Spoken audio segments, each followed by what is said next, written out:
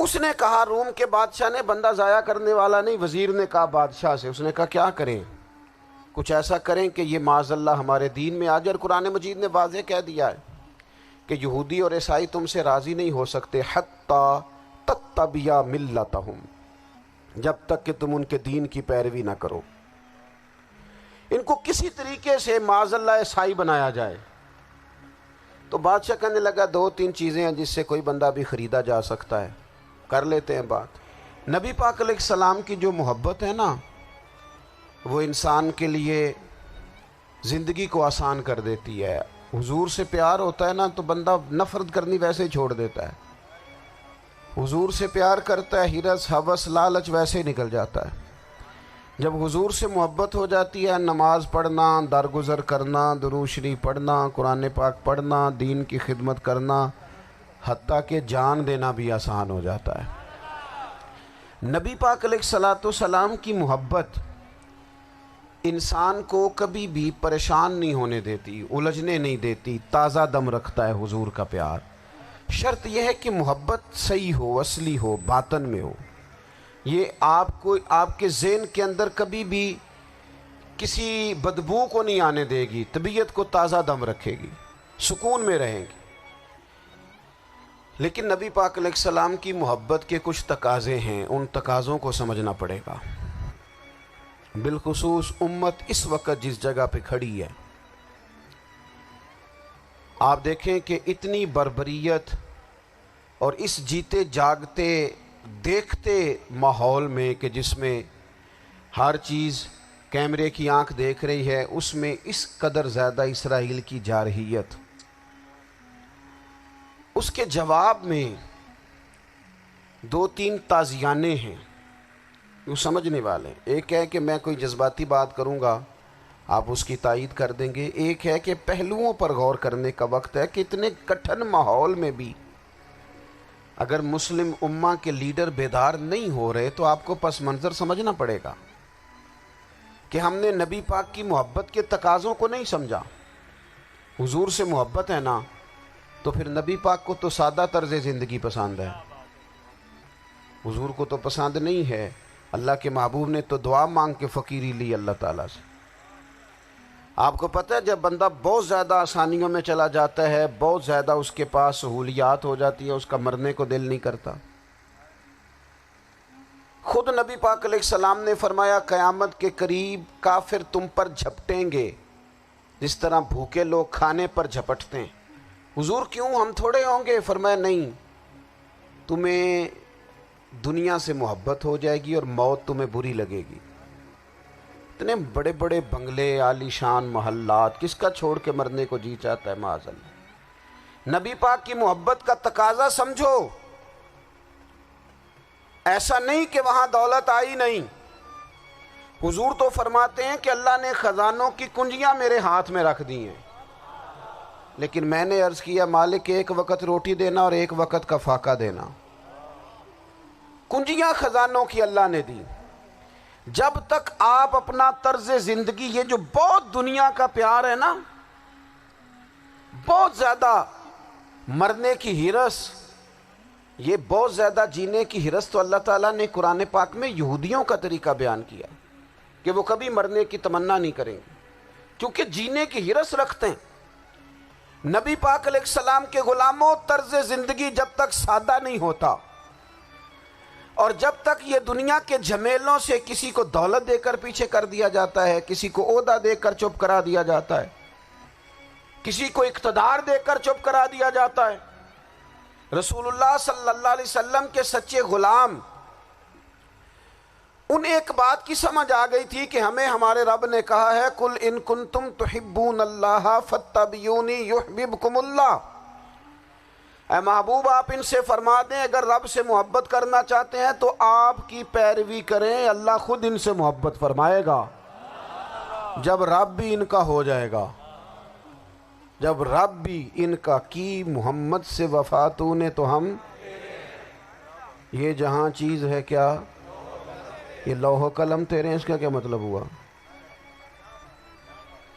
لوح و قلم، قلم لکھتی ہے نا تقدیریں، مقدر فیصلے، تو لوح و قلم تیرے ہیں، اس کا مطلب یہ ہے کہ پھر رب کریم تیرے اوپر فضل کرے گا، اور وہ جن فیصلوں کی امت کو دیانت سے چاہت ہے، اللہ اپنے فضل سے وہ فیصلے فرمائے گا۔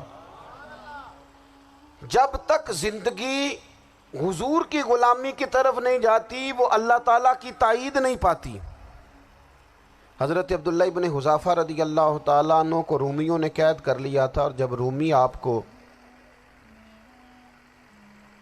قید کر رہے تھے، پکڑ رہے تھے، جنگ میں کچھ موڑ ایسا آ گیا کہ بظاہر مسلمانوں کے قدم پیچھے ہٹ رہے تھے، تو 1000 آدمی نے، 100 آدمی نے مل کے آپ کے گرد گھیرا ڈالا اور بڑی مشکل سے آپ کو گرفتار کیا۔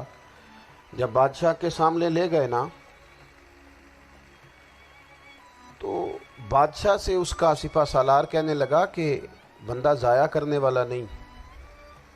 یہ بات سمجھیں آپ، ہماری طبیعت کے مطابق جو بندہ پورا نہیں اترتا ہم ضائع کر دیتے ہیں۔ حالانکہ اگر آپ کو مخالف صف میں بندہ کام کا نظر آئے تو آپ غور فرمائیں کہ یہ ہمارے قافلہ محبت میں کیسے شامل ہو سکتا ہے، اس کے لیے جد و جہد کریں تاکہ اس سے کام لیا جا سکے۔ اس نے کہا، روم کے بادشاہ نے، بندہ ضائع کرنے والا نہیں۔ وزیر نے کہا بادشاہ سے، اس نے کہا کیا کریں؟ کچھ ایسا کریں کہ یہ معاذ اللہ ہمارے دین میں آ جائے۔ اور قرآن مجید نے واضح کہہ دیا ہے کہ یہودی اور عیسائی تم سے راضی نہیں ہو سکتے حتی تتبع ملتہم، جب تک کہ تم ان کے دین کی پیروی نہ کرو، ان کو کسی طریقے سے معاذ اللہ عیسائی بنایا جائے۔ تو بادشاہ کہنے لگا 2-3 چیزیں ہیں جس سے کوئی بندہ بھی خریدا جا سکتا ہے، کر لیتے ہیں بات۔ اس نے سب سے پہلے حضرت عبداللہ ابن حذافہ سے کہا کہ جتنے پیسے آپ کہیں گے آپ کو ملیں گے، آپ اس دین میں آ جائیں معاذ اللہ۔ تو حضرت عبداللہ ابن حذافہ نا، کچھ لوگ بڑے سیانے ہوتے ہیں، بردبار ہوتے ہیں، بعض باتوں پر غصہ نہیں کرتے، ہنستے ہیں۔ حضرت عبداللہ ابن حذافہ ہنس پڑے، فرمانے لگے تجھے کس نے بادشاہ بنایا؟ تو بڑا بیوقوف آدمی ہے۔ اس نے کہا کیا مطلب؟ فرمانے لگے نادان، میں تو تلوار لے کے میدان میں آیا ہوں، مجھے دولت کمانی ہوتی میں تجارت کرتا، میں تجارت نہیں کر رہا، میں تو شہادت کے لیے نکلا ہوا ہوں، اور تو مجھے کہہ رہا ہے پیسے لے لے، کو عقل کی بات کر۔ اس نے دوسری بات کی، اس نے کہا کہ میں بادشاہ ہوں، میرے نیچے جتنے بھی عہدے ہیں، وزیر، مشیر، وزیر خزانہ، جو آپ عہدہ کہیں گے آپ کو دے دیا جائے گا، آپ اس طرف آ جائیں۔ تو حضرت عبداللہ ابن حذافہ کہنے لگے پھر کہتا ہوں تو بڑا نادان ہے۔ فرمانے لگے میں حضور کا صحابی ہوں، اور صحابی ہونے سے بڑا عہدہ دنیا میں ہے ہی کوئی نہیں۔ صحابہ وہ صحابہ جن کی ہر صبح عید ہوتی تھی، خدا کا قرب حاصل تھا، نبی کی دید ہوتی تھی۔ کہا تو مجھے لالچ دے رہا ہے۔ اب انہوں نے ایک نئی چال چلی۔ وزیر کہنے لگا کہ میں ایک اور طرح سے معاذ اللہ کوشش کرتا ہوں پگھلا دینے کی۔ آپ اندر کمرے میں قید تھے تو وہاں ایک خاتون کو بنا سنوار کر بھیج دیا گیا۔ دوستو یاد رکھنا، تگڑا اور مضبوط جوان پتہ کون ہوتا ہے؟ جس کی نظریں پوری طرح اس کے کنٹرول میں ہوں۔ یہ علامت جوانی ہے۔ جس آدمی کا پوری طرح، 2 لوگ دنیا میں کبھی کوئی کارنامہ سر انجام نہیں دے سکتے، ایک جو حرام کھاتا ہو، ایک جس کی نظر ناپاک ہو۔ محمد بن قاسم جب یہاں آئے تھے نا، تو ایک دن بڑے پریشان تھے، تو ایک بزرگ کہنے لگے آپ کیوں پریشان ہیں؟ کہنے لگے راجہ دہر سے مقابلہ ہے، اور ہماری فوج تو سندھ کے رستے بھی نہیں جانتی، زبان بھی نہیں جانتی، لڑیں گے کیسے؟ 2-4 دن کے بعد ان بزرگوں کی دوبارہ محمد بن قاسم سے ملاقات ہوئی تو بڑے خوش تھے۔ کہا اب آپ کیوں خوش ہیں؟ کہنے لگے وہ میرا مقابلہ نہیں کر سکتا، میں نے تحقیق کر لی ہے۔ کہا کیوں؟ کہنے لگے نظر کا گندہ ہے، اور جو نظر کے گندے ہوتے ہیں وہ میدانوں میں ٹھہرا نہیں کرتے۔ میدان کے لیے نکلنے کے لیے پاک جوانی کی ضرورت ہوتی، تطہیر مزاج ہونا ضروری ہوتا ہے، پاکیزہ افکار اور سچی اور سچی ستھری سوچوں کا ہونا ضروری ہوتا ہے۔ اس لیے فرمایا کہ میرا مقابلہ نہیں کر سکتا۔ حضرت عبداللہ ابن حذافہ کمرے میں تھے، تو وزیر کی بیٹی اندر سجی سنوری پہنچ گئی. جیسے ہی آپ نے اس کفر کی چال کو دیکھا تو تیمم کر کے نفل شروع کیے. وہ ساری رات بیٹھی رہی. رب کا بندہ ساری رات عبادت کرتا رہا. عبادت بڑا سہارا ہے، مصلی بڑا سہارا ہے اللہ کے بندوں. صبح دروازہ کھولا، وزیر نے اپنی بچی سے پوچھنا چاہتا تھا رزلٹ کیا نکلا، تو وہ کہنے لگی پیچھے ہٹ جا، اب تیرا میرا تعلق کوئی نہیں، میں نے نبی پاک کا کلمہ پڑھ لیا. اس نے کہا میں نے بھی زمانہ دیکھا ہے، پر یہ کیا لوگ ہیں، کستوری کے بنے ہوئے، سندل سے دھلے ہوئے، کہ میں ساری رات کمرے میں رہی اور 100 اور 1000 آدمی جس جوان کا مقابلہ نہ کر سکے، اتنا طاقتور جوان کمرے میں رہا اور اس نے نظر اٹھا کے نہ دیکھا. او کچا رنگ للاری والا جڑا چڑھدا تے لیندا رہندا ہے، اے عشق تیرے دا رنگ محمد چڑھیا پھر نہیں لیندا. میں نے کہا ایک دفعہ نظر اٹھا کے نہیں دیکھا، کمال ہو گئی. اتنے بڑے لوگ، اتنی بڑی سعادت مندی، فیروز بختی، معاملہ فہمی، حد ہو گئی. اللہ اکبر. دوستو، بادشاہ جب پوری طرح ہار گیا نا، اس نے کہا مار دو. تیل گرم کیا ایک کڑاہی میں، اور جب آپ کو اس میں ڈالنے لگے تو آپ کی آنکھوں میں آنسو آ گئے. بادشاہ کا خیال ہوا شاید نرم ہو گئے ہیں. کہنے لگا روئے کیوں؟ فرمانے لگے سوچتا ہوں جان ہی ایک ہے، کتنا مزہ ہے اس کی راہ میں جان دینے کا، کتنی لذت ہے اس کے نام پر مرنے میں، کتنا لطف ہے. جے تو چڑھیا اتے دار بھی نہیں تے جے تو وکیا عشق بازار بھی نہیں، تے ایڈا سستا سودا پیار بھی نہیں، تے ایڈا سستا لبدا یار بھی نہیں. کئی جنگل گانے پیندے نی، کئی دوزخ لنگنے پیندے نی، جے وہ اس ملوں بھی مل جاوے ایدوں سستا ہور بپار بھی نہیں. تے کچھ سمجھ نہ آوے لوکاں نوں وہ کادے نال شہید کرے، ڈٹھی یار دے ہاتھ تلوار بھی نہیں، پر او دا خالی جاندہ وار بھی نہیں. کہنے لگے ایک جان ہے نا، تو دل کرتا ہے ہزاروں ہوتی تو ایک ایک کر کے محبوب کے نام پہ قربان کرتا. جب میرے پاس ہے ہی ایک، کروں کیا؟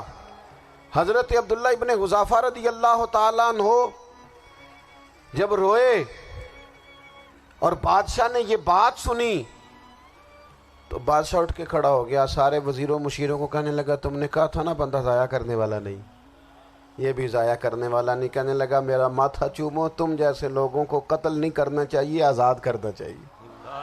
عزیز، اپنی زندگی سے نا یہ بہت زیادہ ہرس، ہوس، طمع، اور یہ کسی بات کی بھی ہو، ہرس صرف پیسوں کی نہیں ہوتی ہے، شہرت کی بھی ہوتی ہے.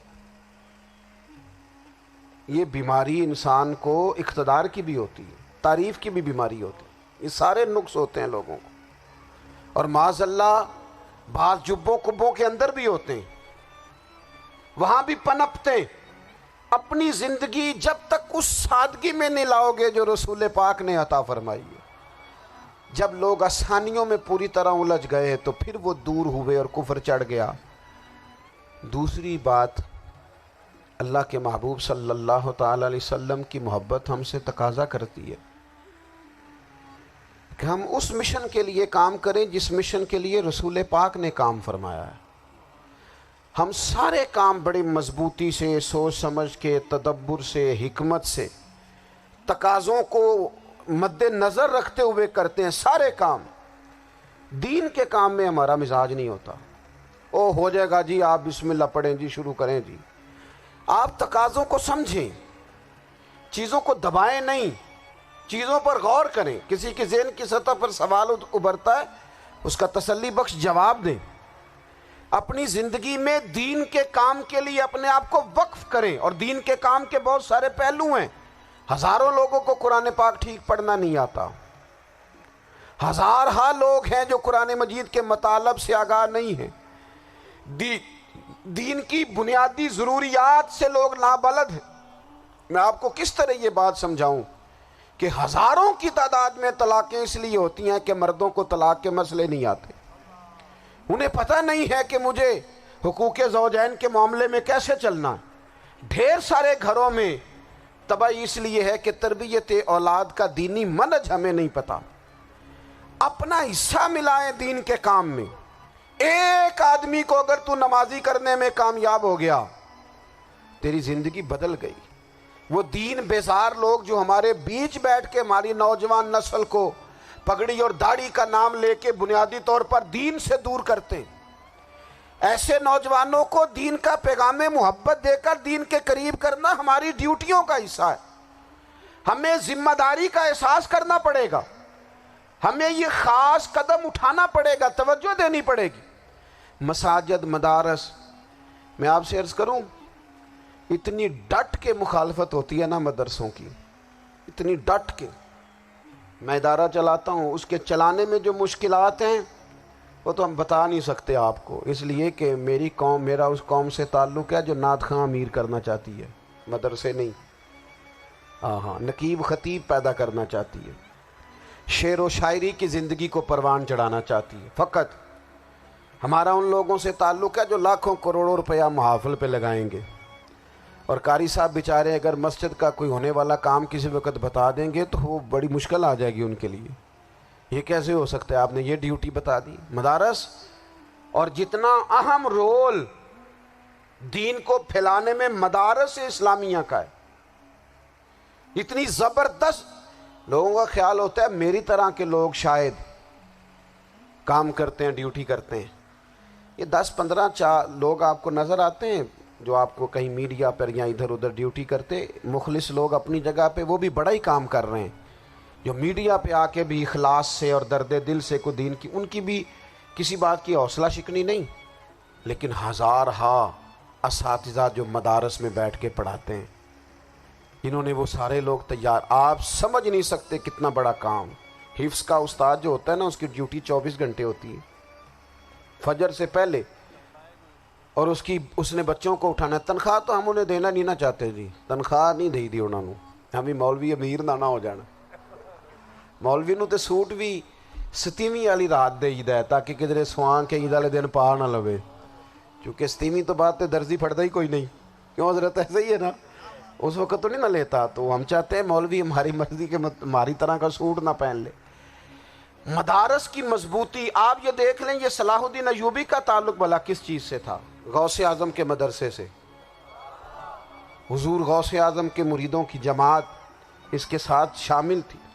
کون لوگ تھے جنہوں نے مدارس سے فیض پایا؟ رازی اور غزالی، حضور غوث اعظم، خواجہ اجمیر، یہ سب لوگ مدارس کے لوگ ہیں.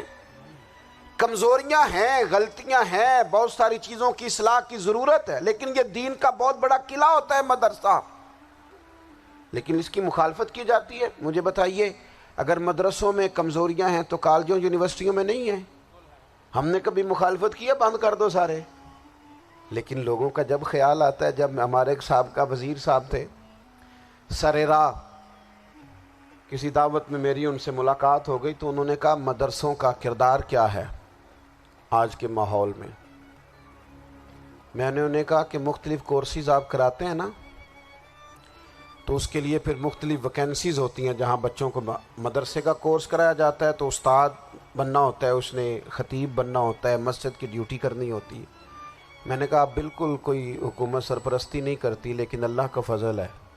کبھی آپ نے حکومت سے سنی ہے جس میں جمعے والے دن مولوی نہ ملا ہو جمعہ پڑھانے کے لیے؟ کبھی آپ کو رمضان میں ایسی مسجد ملی ہے جس میں قرآن مجید سنانے کے لیے حافظ نہ ملا ہو؟ یہ ہو سکتا ہے کسی حافظ کو مسجد نہ ملے.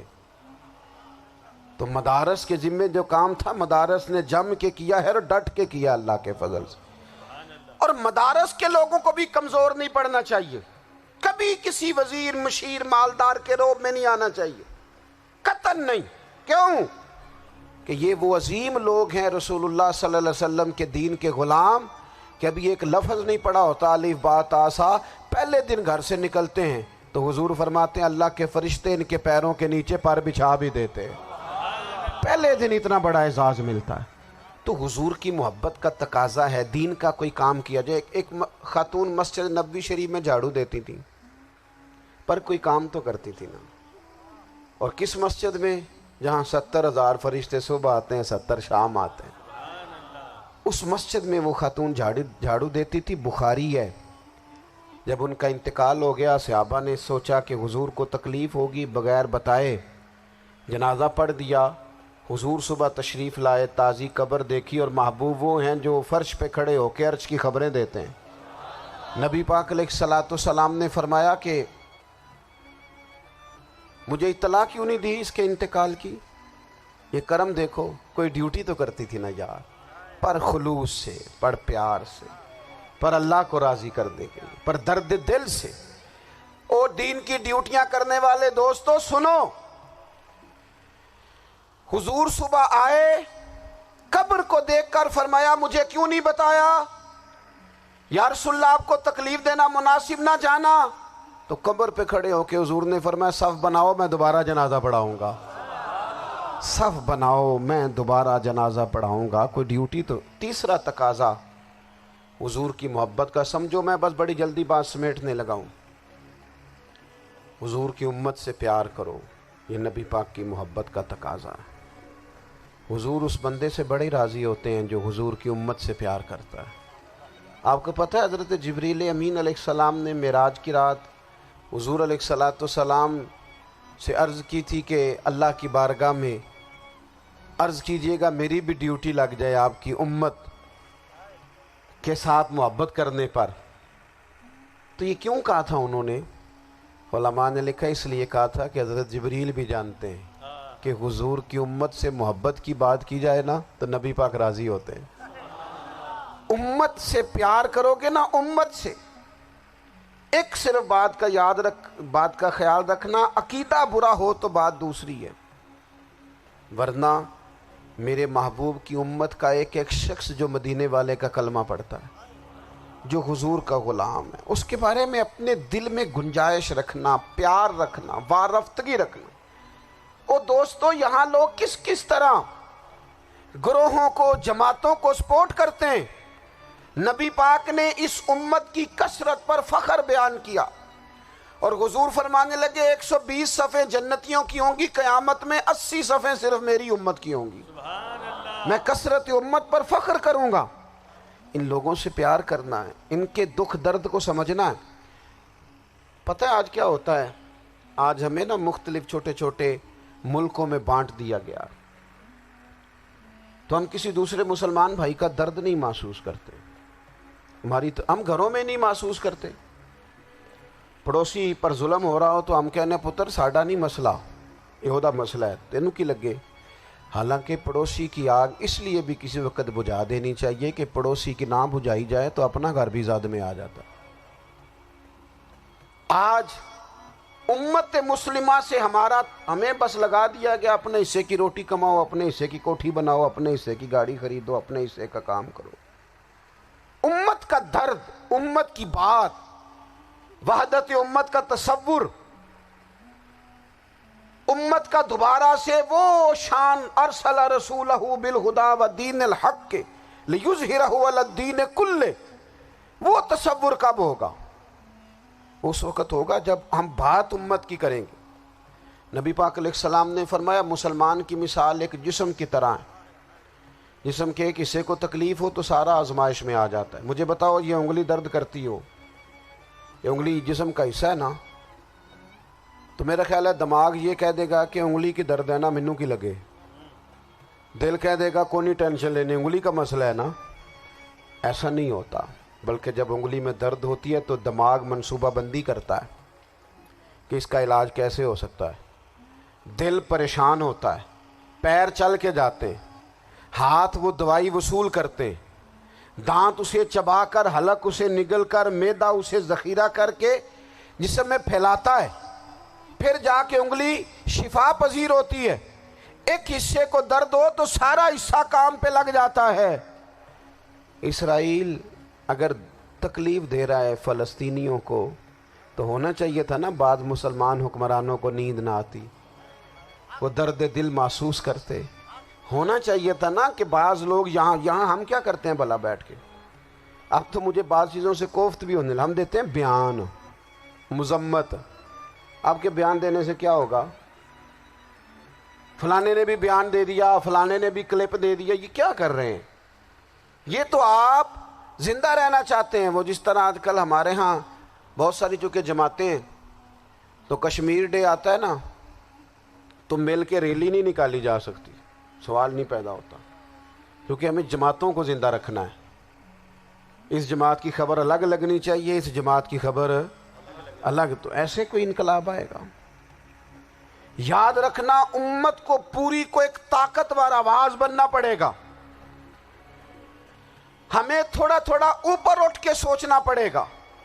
خدا را اللہ تعالیٰ مجھے معاف کرے اگر کوئی بات میں سطحی کر رہا ہوں, دل کی گہرائی سے عرض کرتا ہوں اب تو بڑا سخت وقت آ گیا.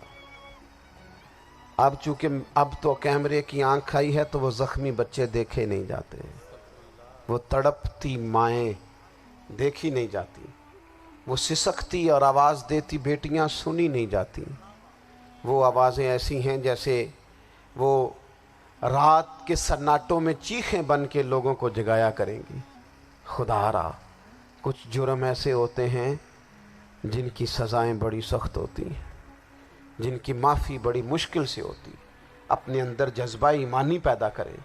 اور میرے دوستو بستر پر بھی تو لوگ ماری جایا کرتے ہیں نا. اپنی زندگی رسول اللہ صلی اللہ علیہ وسلم کے دین کے نام کرو. جذبہ جہاد, شوق شہادت اور عشق رسول, یہ عناصر ہیں جو امت مسلمہ کو پیروں پر کھڑا کریں گے. 2 منٹ کے لیے سوچو, امت اگر اسی طرح کٹتی رہی, پریشان رہی, دکھتی رہی اور باری باری کر کے, اقبال نے کیا کہا تھا, اس نے کہا تھا وطنوں میں, انہوں نے کہا تھا کہ ان تازہ خداؤں میں بڑا سب سے وطن ہے, جو پیرہن اس کا ہے وہ مذہب کا کفن ہے. تو اقبال ہم کیا کریں, کہنے لگے بازو تیرا توحید کی قوت سے قوی ہے, اسلام تیرا دیس ہے, کیونکہ تو مصطفی ہے. تو بحیثیت مسلمان سوچنا شروع کر, بحیثیت مسلمان, اور یوں تو سید بھی ہو, مرزا بھی ہو, افغان بھی ہو, تم سبھی کچھ ہو, بتاؤ کہ مسلمان بھی ہو. تمہارے اندر کہیں سے کوئی مومن بھی بولتا ہے کہ نہیں؟ علاقائی تعصبات اور ملکی سرحدوں میں قید ہو جانے والوں, تم ایک نبی کی امت ہو. کیوں نہیں سمجھتے جب کشمیر کی بیٹی روتی ہے تو مدینے والے محبوب پاک علیہ السلام کی امت کی بیٹی روتی ہے, جب فلسطین کی بیٹی روتی ہے تو امت کی بیٹیاں روتی. خدا را کچھ درد دل اپنی طبیعت میں پیدا کریں. میں حکمرانوں کی بات نہیں کرتا, میں تو عام لوگوں سے ایسے تبصرے سنتا ہوں جو نہیں کرنے چاہیے. وہ نہیں جی نہیں, دوسرا رخ بھی دیکھو, عام آدمی اٹھ کے, عام لوگ بھی یہ خطرناک سوچیں اور ان سے خوفناک نتائج برآمد ہوں گے. تو 3 باتیں میں نے آپ کی خدمت میں عرض کی ہیں. ایک تو کوشش کریں اپنی زندگی کے اندر کہ زندگی کو سادہ کریں. پیسہ ضرور کمائیں لیکن پیسے سے پیار نہ کرو, پیار تو مدینے والے رسول سے کرنا. دولتیں, ہرس, ہوس, طمع, ان سے باہر آؤ. اور دوسری گزارش آپ کی خدمت میں یہ عرض کی ہے, کچھ نہ کچھ دین کا کام, اور اس میں بھی شہرتوں سے بچتے ہوئے, تصویروں سے بچتے ہوئے. میں ہر محفل میں شاید کہتا ہوں میری فوٹو آ رہی ہے اور لائیو آ رہا ہے اور فلاں ہو رہا ہے, لیکن اس محفل کا خوبصورت انسان وہ ہے جو سب سے پیچھے بیٹھا ہے. وہ کسی فوٹو کے لیے نہیں آیا. اور میں ڈھیر سارے لوگ دیکھ رہا ہوں, یہ جو آگے بیٹھ جاتے ہیں بعض اوقات 5, 7, 10 لوگ, یہ بڑی تصویر سازی کرتے ہیں, لیکن جو پیچھے بیٹھے ہوتے ہیں, جو پیچھے بیٹھے ہوتے ہیں ان کی کوئی فوٹو نہیں آتی. اور میں نے بہت سارے لوگوں کو دیکھا ہے کبھی موبائل کو ہاتھ بھی نہیں لگاتے, لیکن جن کے لیے آئے ہیں انہیں تو پتہ ہے نا کون کون آیا ہے. اور کچھ دین کے لیے کریں. اور تیسری گزارش آپ کی خدمت میں یہ ہے کہ امت بن کر بھی ضرور سوچیں اور امت کے دکھوں کا مداوع بھی کریں, اور امت مسلمہ کا درد بھی اپنے سینے میں ضرور محسوس کریں. اللہ تعالی ہماری اس بزم کو. جی ایک بات اور سن لیں جی, نبی پاک علیہ الصلوۃ والسلام نے ارشاد فرمایا, لائیں جی, حضور سید عالم علیہ الصلوۃ والسلام نے ارشاد فرمایا کہ جب تک بندہ اللہ کے بندوں کی مدد میں رہتا ہے نا, اللہ بھی اس کی مدد کرتا رہتا ہے. یعنی اگر آپ امت کے لیے سوچتے ہیں, کوئی امت کے لیے فکر پیدا کرتے ہیں, کچھ امت کی سوچیں لاتے ہیں, تو اللہ بھی مدد فرمائے گا. اور یہ بات اچھی طرح یاد رکھیں, جب بھی بندہ کوئی ایسا کام کرتا ہے نا